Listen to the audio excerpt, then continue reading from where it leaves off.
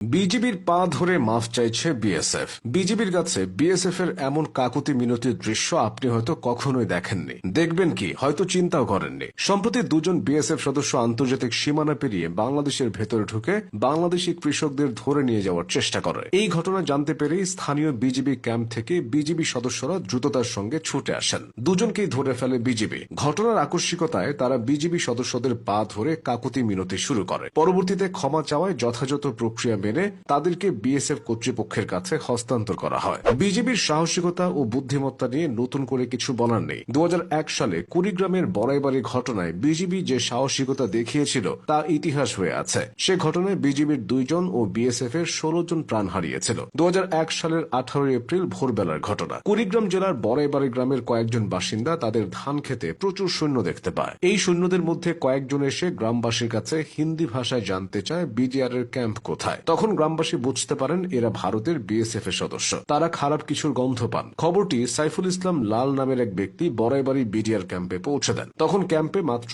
8 জন BDR ছিল। সঙ্গে সঙ্গে তারা তৈরি হয়ে যান। কিছুক্ষণ পর সাইফুল ইসলাম করার জন্য বাইরে এসে দেখেন বিএসএফ পুকুর পার পর্যন্ত চলে এসেছে। দৌড়ে ক্যাম্পের ভেতরে ঢুকে তিনি সেই খবর জানান। শুরু হয় পাল্টাপাল্টি মোকাবিলা। তখনও ভোর 5টা। রুহুল আমিন নামের এক ব্যক্তি গ্রামবাসীকে ঐক্যবদ্ধ করেন। অল্প সময়ের ভেতর তিনি 12 জন আনসার সদস্যকে জড়ো করে ফেলেন। পরে গ্রামবাসীরা বিজেপির সাথে মিলে বিএসএফ এর বিরুদ্ধে প্রতিরোধ গড়ে তোলে। ভোর 5টা থেকে সকাল 11টা পর্যন্ত পাল্টাপাল্টি জবাব চলেছিল।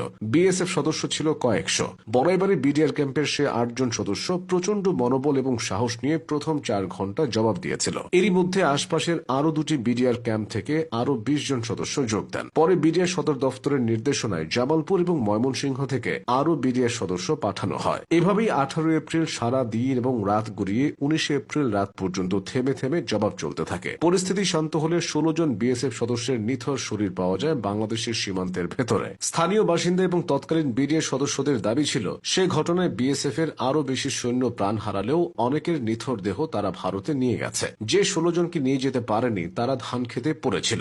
কিন্তু হঠাৎ করেই এই পুরো ঘটনাটা ঘটেনি। বিডিআর এর তৎকালীন মহাপরিচালক অবসরপ্রাপ্ত মেজর জেনারেল ফজলুর রহমান 2012 সালে বিবিসি বাংলাকে দেওয়া এক সাক্ষাৎকারে বলেছিলেন এই ঘটনার সূত্রপাত হয়েছিল সিলেটের পদুয়াতে। সেখানে বাংলাদেশের সীমান্তের ভেতরে বিএসএফ একটি ক্যাম্প করে দীর্ঘদিন সে জায়গা দখল করে রেখেছিল। সে ক্যাম্প নিয়ে বাংলাদেশ ও ভারতের মধ্যে কোনো উত্তেজনা ছিল না। কিন্তু 2001 সালের প্রথম দিকে বিএসএফ তাদের পাশের আরেকটি ক্যাম্পের সাথে সংযোগ সড়ক নির্মাণ শুরু করে বাংলাদেশের সীমান্তের ভেতর দিয়ে। এই রাস্তা নির্মাণ নিয়ে বিডিআর আপত্তি তুললেও বিএসএফ তাতে কান দেয়নি। এ নিয়ে উত্তপ্ত পরিস্থিতি তৈরি হয় এবং পরবর্তীতে পাদুয়াতে 70 বিএসএফ সারেন্ডার করে। পদুয়ার এই ঘটনার জের ধরেই কুড়িগ্রামের রৌমারী সীমান্তের বড়াইবাড়ি বিডিআর ক্যাম্প দখলের জন্য বিএসএফ বাংলাদেশের ভেতরে ঢুকেছিল। তারপর কি ঘটেছিল তা এতক্ষণে জেনে গেছেন। তবে এই ঘটনা নিয়ে ভারতীয় মিডিয়ায় ব্যাপক শোরগোল তৈরি হয়। তখন শেখ হাসিনার নেতৃত্বাধীন আওয়ামী লীগ সরকার ক্ষমতায় ছিল। বিডিআর মহাপরিচালক মেজর জেনারেল ফজলুর রহমানকে সেনাবাহিনীতে ফেরত আনা হয়। এরপর 2001 সালে বিএনপি সরকার ক্ষমতায় আসার পর সেনাবাহিনী থেকে তাকে বাধ্যতামূলক অবসর দেওয়া হয়। 2012 সালে বিবিসি বাংলাকে দেওয়া এক সাক্ষাৎকারে ফজলুর রহমান বলেছিলেন সে ঘটনার জন্য তাকে দায়ী করা হলেও এর কোনো ভিত্তি নেই। সে যাই হোক, বড়াইবাড়ির এই ঘটনা প্রমাণ করে দেয় তৎকালীন বিডিআর তথা বর্তমান বিজেপি কতটা সাহস ও বুদ্ধি নিয়ে কাজ করে।